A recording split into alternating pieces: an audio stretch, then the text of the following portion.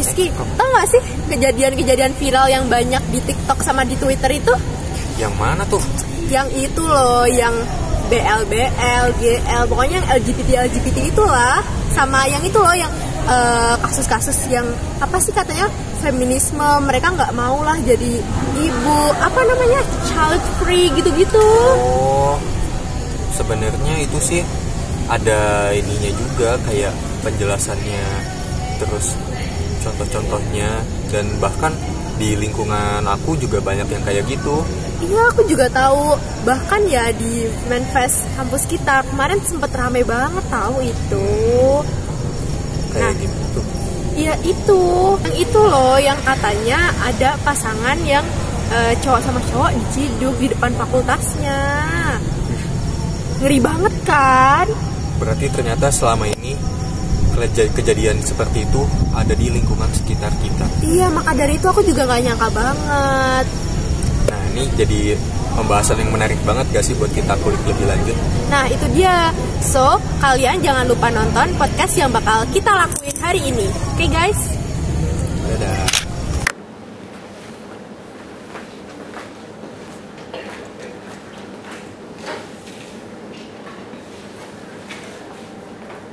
Ini berarti nyapa dulu. Ini belum gitu? Udah. Oh, serius? Gak apa-apa. Udah ya. Aku pencet off-nya ya. Udah. Openingnya gimana? Salam dulu, assalamualaikum. Oh, aku ya. Oh iya. Assalamualaikum warahmatullahi wabarakatuh. Halo guys, kita dari kelompok 2, kita bakal bikin podcast yang tentunya bakal seru, asyik, dan menarik banget di sore hari ini. Kita bakal bikin podcast tentang disorientasi seksual dan juga feminisme. Nah, bener banget. Sebelum kita mulai, kita perkenalan dulu satu-satu. Halo, aku Rizky. Samping aku ada... Halo, aku Ilham. Halo, aku Bilkis. Dan aku Syifa. So, kita langsung mulai aja ya. Stay tune guys. Hari ini kita akan bahas topik yang sedang jadi sorotan. Bukan cuma di dunia maya, tapi juga dalam kehidupan sosial sehari-hari. Feminisme dan disorientasi seksual dalam perspektif Islam. Betul banget. Topik ini seringkali memicu kontroversi, tapi tenang, kita di sini gak buat menyudutkan siapapun, tapi kita ingin untuk mengajak gimana sih? Katanya nanti. Betul banget. Jadi topik ini seringkali memicu kontroversi, tapi tenang, kita di sini gak buat menyudutkan siapapun, tapi ingin mengajak kita semua berpikir kritis, khususnya sebagai generasi muslim. Dan pastinya kita nggak sendiri, udah hadir 2 narasumber luar biasa yang siap berbagi insight dari sudut pandang Islam. Langsung aja kita kenalan. Balkis boleh kenalan dulu dan kasih sedikit gambaran tentang materi yang bakal kamu sampaikan ke para pemirsa. Oke, assalamualaikum teman-teman semuanya. Waalaikumsalam. Nama aku Bilkis. Hari ini aku akan membahas tentang feminisme dari akar sejarahnya, terus bagaimana pergerakannya berkembang dan bagaimana Islam memandangnya secara adil dan seimbang. Halo, aku Ilham. Aku akan membahas disorientasi seksual. Kenapa fenomena ini makin merebak di kalangan muda? Serta apa solusi Islam terhadap krisis identitas ini? Oke, langsung aja kita masuk ke topik pertama, yaitu feminisme. Nah, kata ini sudah sangat sering kita dengar nih, tapi banyak dari kita yang belum benar-benar paham maknanya secara keseluruhan. Setuju. Daripada kita salah perspektif, langsung aja kita gali lebih dalam bareng Bilkis. Nah, Bilkis, feminisme awalnya muncul sebagai gerakan emansipasi perempuan. Ya. Tapi kok sekarang banyak yang menilai gerakan ini jadi malah melenceng. Apa yang sebenarnya terjadi, Bilkis? Nah, feminisme ini sendiri itu muncul di bagian barat, sebagian respon terhadap ketimpangan yang nyata. Nah, perempuan ini tidak boleh sekolah, tidak boleh memilih dalam pemilu, bahkan diperlakukan seperti properti. Maka, feminisme gelombang pertama lahir untuk memperjuangkan hak-hak dasar. Namun, pada gelombang kedua dan ketiga, tuntutannya berkembang ke arah kebebasan seksual, aborsi, penolakan terhadap peran tradisional perempuan. Sekarang kita masuk ke gelombang keempat, yaitu cyber feminim, yang melebur feminisme dengan isu LGBT dan individualisme ekstrim. Inilah titik di mana feminisme banyak bersinggungan dengan nilai-nilai Islam, bahkan bertentangan secara prinsipil. Wah, ternyata dinamikanya panjang juga ya teman-teman. Tapi Islam sendiri kan juga membela hak perempuan. Apa bedanya antara nilai keadilan gender dalam Islam dengan feminisme? Nah, dalam Islam sendiri, perempuan dimuliakan bahkan bukan karena tuntutan sosial, tapi karena syariat. Terus sejak tahun 1400 tahun yang lalu, perempuan nih punya hak waris, terus pendidikan, bahkan bisa jadi pemimpin di bidang tertentu. Namun, Islam juga mengatur peran berdasarkan fitrah dan itu bukan bentuk penindasan, tapi keseimbangan. Feminisme hari ini itu seringkali menuntut kesamaan mutlak, bukan keadilan yang proporsional, yang membuat banyak perempuan justru tertekan harus jadi kuat, mandiri, dan tidak bergantung kepada siapapun, bahkan menolak pernikahan dan keibuan. Nah, buat Ilham nih, menurut kamu kenapa banyak perempuan hari ini justru merasa makin terbebani oleh standar feminisme? Nah, karena feminisme hari ini membawa standar baru yang membingungkan perempuan, dianggap gagal kalau cuma jadi ibu rumah tangga. Padahal dalam Islam, ibu itu madrasah pertama bagi anak-anaknya. Perempuan tidak harus jadi laki-laki untuk berdaya. Islam mengajarkan pemberdayaan dengan batasan, dengan fitrah, dan itulah yang membuat hidup lebih seimbang dan damai. Setelah membahas feminisme yang berkembang menjadi gerakan kebebasan identitas, sekarang kita lanjut ke topik yang sangat penting, yaitu disorientasi seksual. Nah, betul. Kita akan membahas mengapa isu LGBT dan identitas seksual makin banyak muncul, khususnya di kalangan muda. Nah, sekarang buat Ilham, kenapa sekarang banyak anak muda, bahkan remaja yang dengan terbuka menyebut diri mereka itu non-biner atau menulis pronoun they or them? Ini fenomena biasa atau ada akar masalah yang lebih dalam?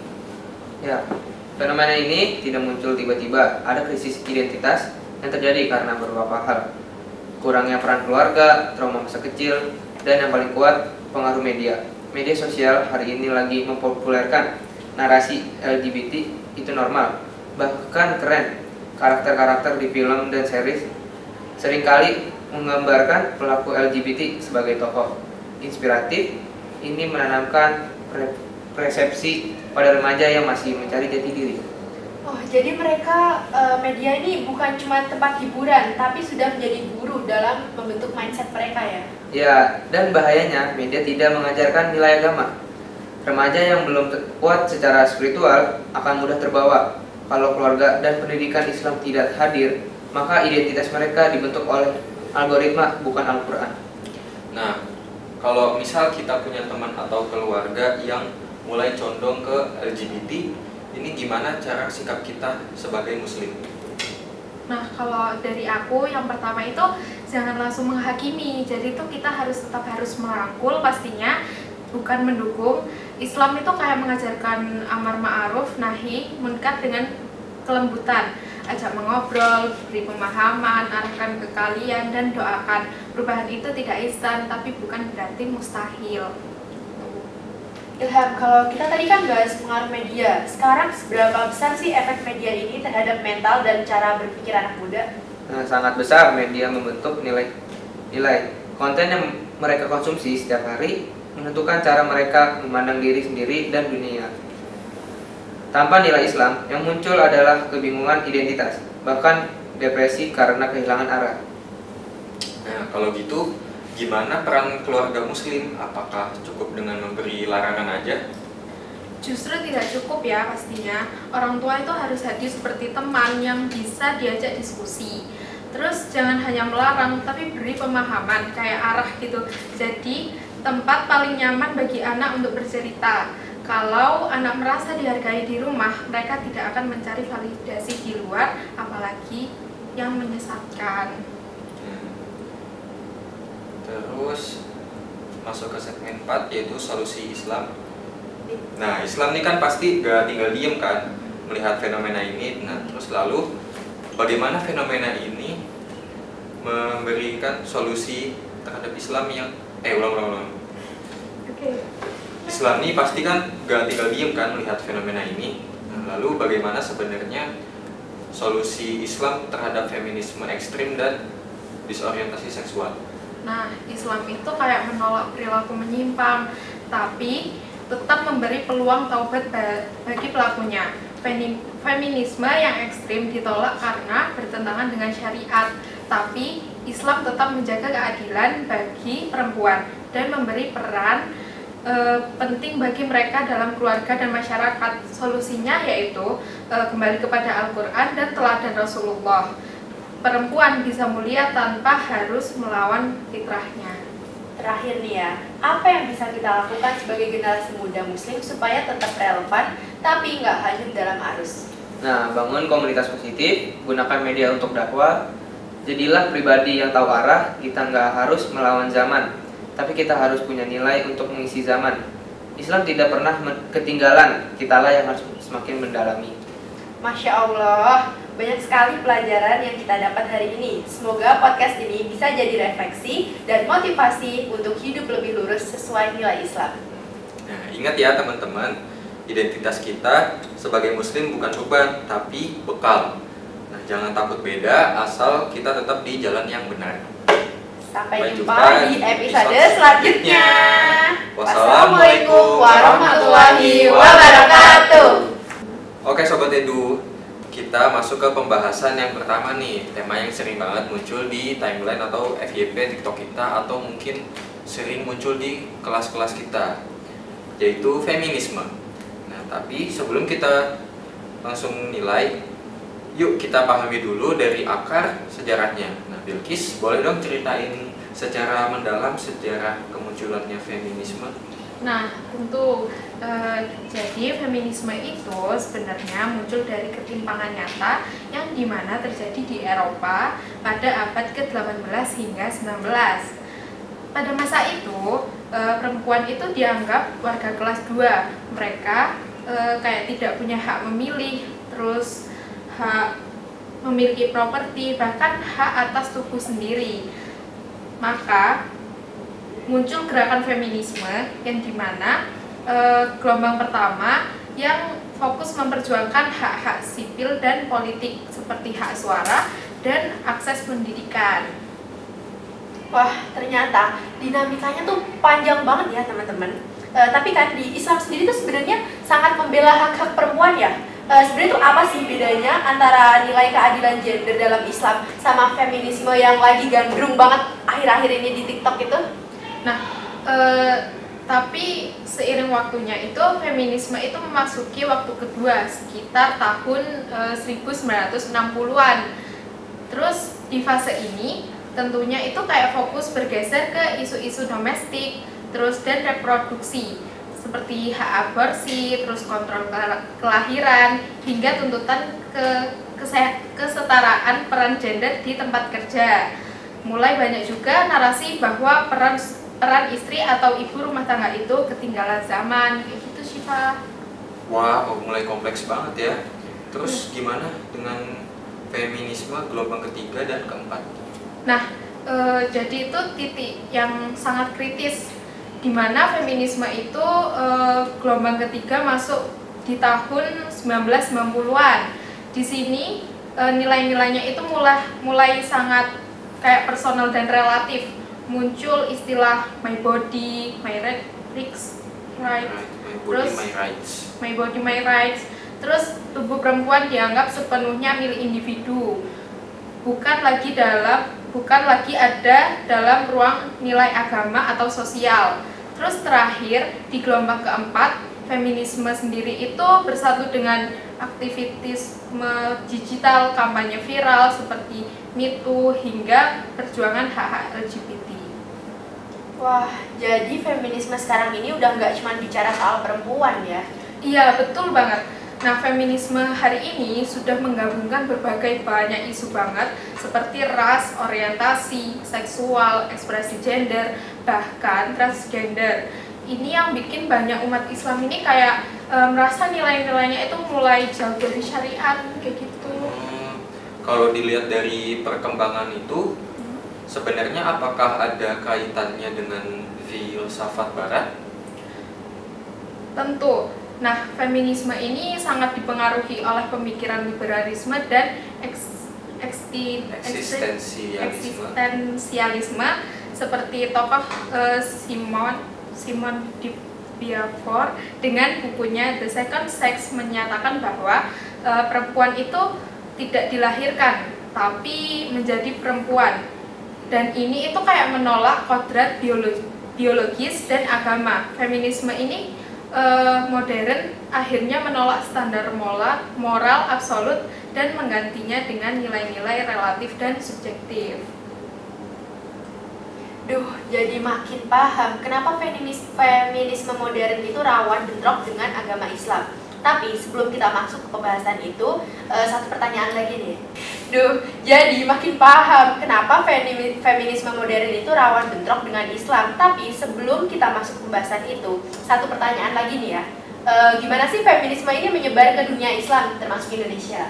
Nah, itu kayak terjadi di mana itu melalui kolonialisme, yang dimana pendidikan Barat dan media massa di Indonesia itu awalnya itu feminisme dimulai dari gerakan emansipasi Kartini.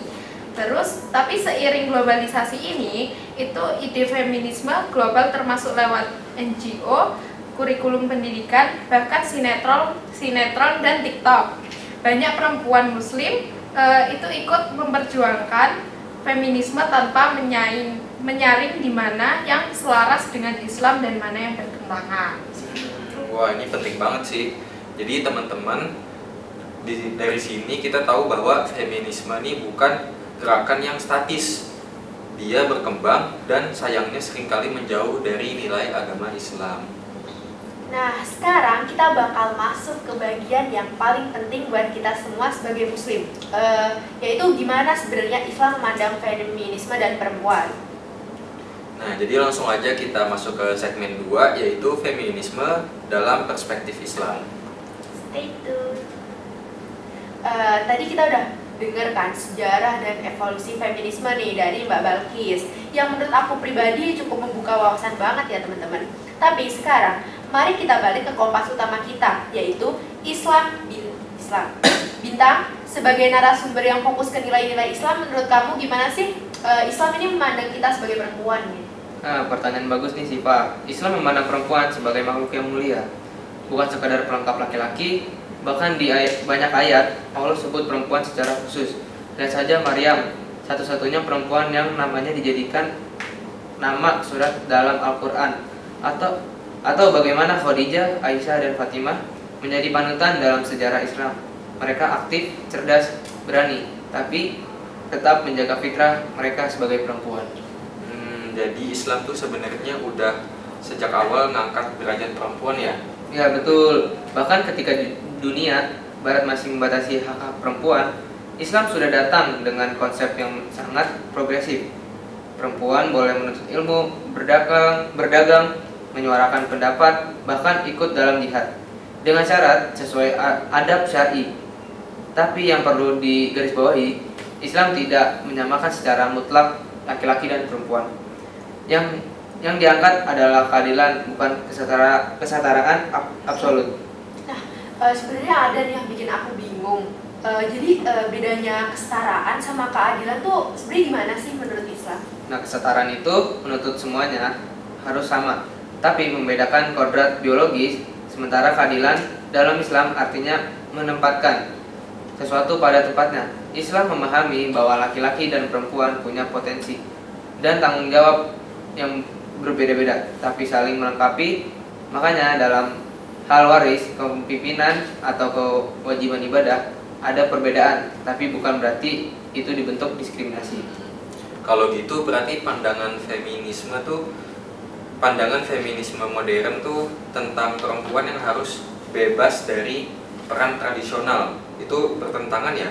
Iya, karena dalam Islam menjadi ibu rumah tangga itu bukan pekerjaan kelas 2. Rasulullah bahkan bersabda, surga ada di bawah telapak kaki ibu.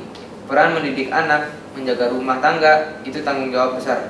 Sayangnya, feminisme ekstrim sering menanamkan stigma bahwa menjadi ibu itu bukan pilihan yang keren. Oh, aku jadi inget nih, akhir-akhir ini kan di medsos-medsos, terutama kayak di TikTok, IG, Twitter tuh kan marak banget ya. Kayak perempuan yang stay at home atau mereka cuma di rumah aja sebagai ibu rumah tangga 100%, mereka tuh Astagfirullah. sial. Ih, bener doang lagi. Nih, oke, lanjut.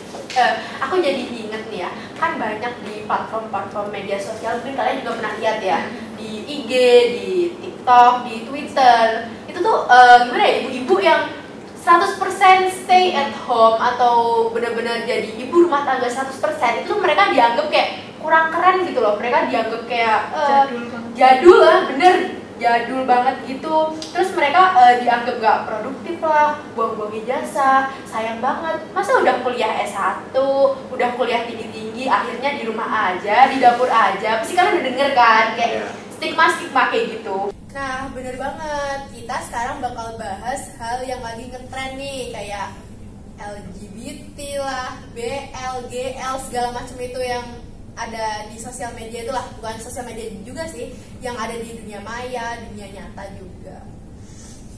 Setelah bahas feminisme dari sudut pandang Islam, sekarang kita masuk ke isu yang gak kalah krusial, yaitu disorientasi seksual. Nah, ini topik yang cukup sensitif tapi penting juga buat kita bahas secara terbuka dan ilmiah, apalagi dari kacamata kita sebagai orang muslim. Nah, Syifa, kamu punya ini gak kayak data atau pengantar untuk segmen ini? Iya Rizky, berdasarkan data dari WHO, peningkatan kasus LGBTQ+ di kalangan remaja terus naik, termasuk di negara-negara berpenduduk Islam, bahkan di Indonesia. Walaupun nggak dilegalkan ya, budaya pop dan media sosial seringkali secara halus mensisipkan narasi normalisasi disorientasi seksual. Padahal Islam kan punya pandangan yang sangat jelas dan tegas tentang ini. Makanya nih, ini penting banget kita bahas biar generasi muda kita nggak salah arah. Langsung aja gak sih kita tanya ke Ilham, dari sisi Islam itu sebenarnya apa itu disorientasi seksual dan gimana cara kita sebagai muslim ini memandangnya? Ya, disorientasi seksual secara umum merujuk pada penyimpangan dari ketertarikan seksual yang fitrah. Islam mengakui bahwa laki-laki Jadi itu sebenarnya Islam tuh nggak melulu beranggapan feminisme itu negatif ya, tapi ada juga sisi-sisi feminisme yang dianggap positif dalam Islam dan juga selaras dengan Islam itu. Masya Allah, ini dalam banget teman-teman. Nah, sekarang aku mau tanya nih ke Balkis, gimana sih caranya kita sebagai muslimah dan tentu aja muslim menyikapi arus feminisme ini? Apalagi kan sekarang kita hidup di era yang serba digital. Nah, jadi itu langkah pertamanya itu adalah punya ilmu. Terus kayak kita itu jangan asal ikut, kayak kita itu punya, yang pastinya kita itu punya pendirian masing-masing kayak gitu. Terus jadi kita tahu mana yang nilai positif atau nilai yang sesuai dengan Islam, mana yang bertentangan, dan keduanya itu punya komunitas yang menguatkan. Nah, teman-teman yang bisa saling mengaitkan. Jadi dari ketiga itu jadilah muslim yang aktif, terus berkarya. Kalau kita diam, itu maka ruang digital akan diisi oleh narasi yang liberal. Berarti solusi yang tadi itu bukan cuma bilang itu haram gitu, tapi kasih alternatif yang islami dan solutif gitu ya? Iya, betul banget. Nah, kita itu nggak cukup bilang jangan kayak ikut feminisme aja gitu, tapi kita harus bisa menawarkan narasi baru. Kayak inilah Islam yang memuliakan perempuan tanpa harus lepas dari fitrah. Kalau anak muda disuguhi narasi yang utuh, mereka itu kayak nggak akan bingung nyari identitas gitu.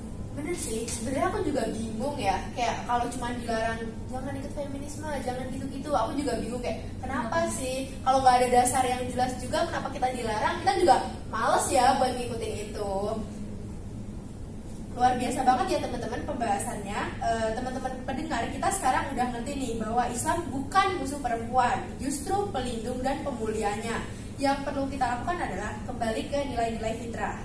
Nah, setelah kita membahas nilai feminisme dari akar sejarah hingga pandangan Islam, nah kita sekarang akan masuk ke topik yang gak kalah penting dan juga sangat sensitif, yaitu disorientasi seksual. Disorientasi seksual secara umum merujuk pada penyimpangan dari ketertarikan seksual yang fitrah.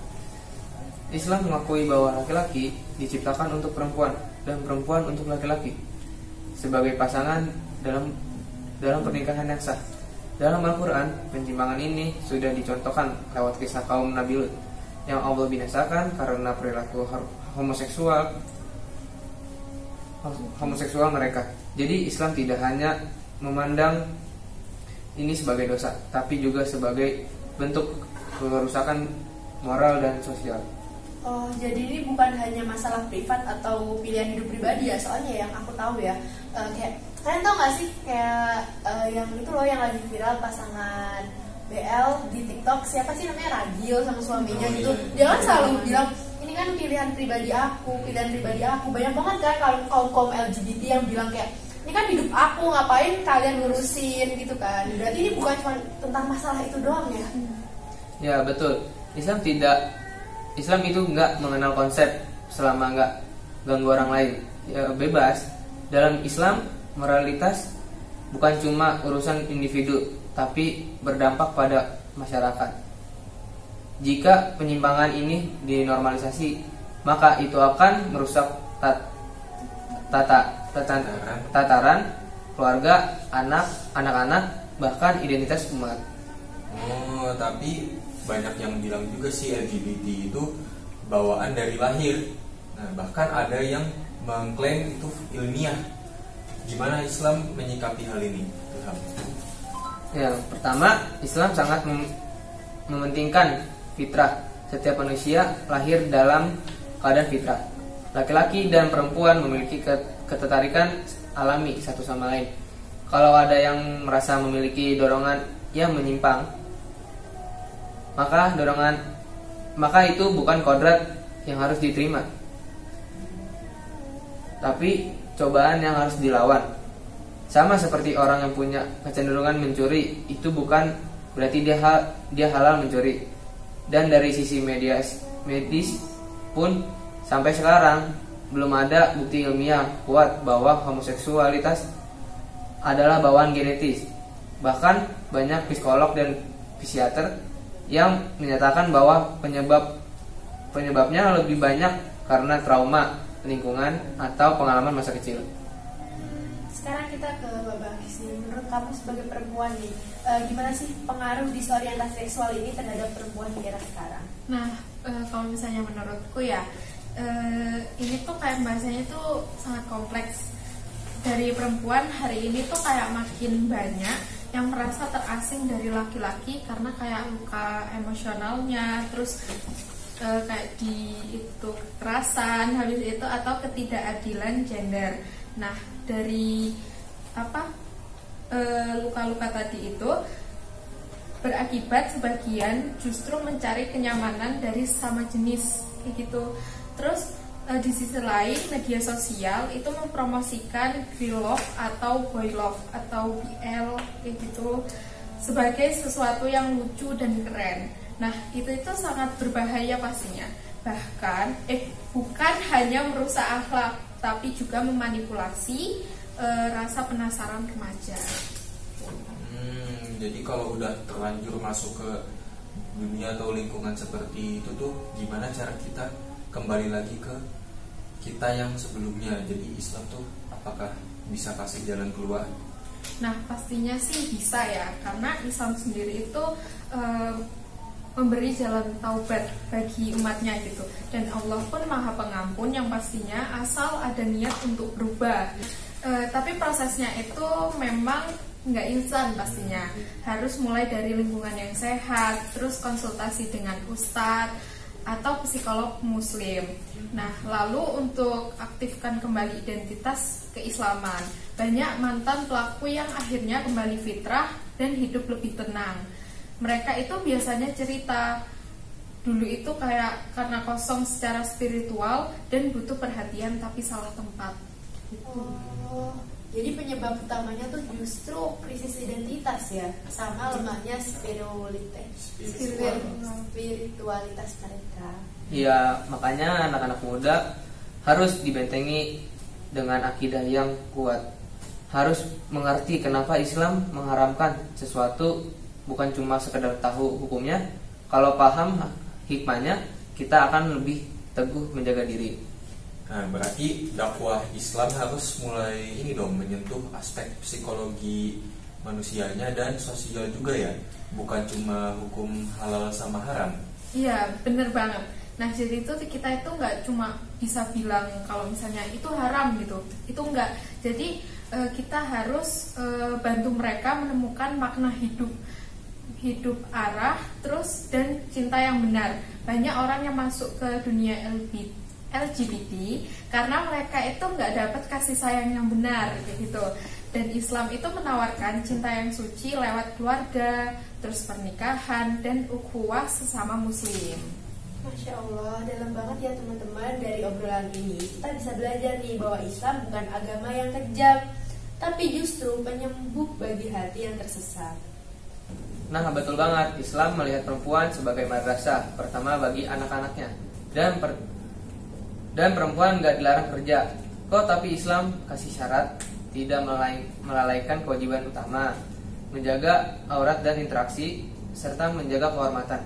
Sementara feminisme sering mendorong perempuan bekerja tanpa batas, bahkan memaksa untuk berkompetisi dengan laki-laki dalam segala bidang, termasuk bidang yang secara fitrah lebih cocok diisi laki-laki. Nah, jadi menurut Ilham nih, apakah semua bentuk feminisme ini bertentangan dengan ajaran Islam? Nah, nggak semua. Ada isi feminisme yang selaras dengan Islam, seperti menolak kekerasan terhadap perempuan, menuntut hak pendidikan, atau menolak eksploitasi seksual. Tapi kita harus hati-hati, jangan telan mentah-mentah, harus ada filter Islam. Jangan sampai ikut gerakan feminisme tapi justru menggugat hukum Allah. Oh, jadi itu sebenarnya tuh feminisme ini nggak selalu dianggap negatif ya dalam Islam ya. Ada banyak sisi positifnya juga yang selaras sama Islam.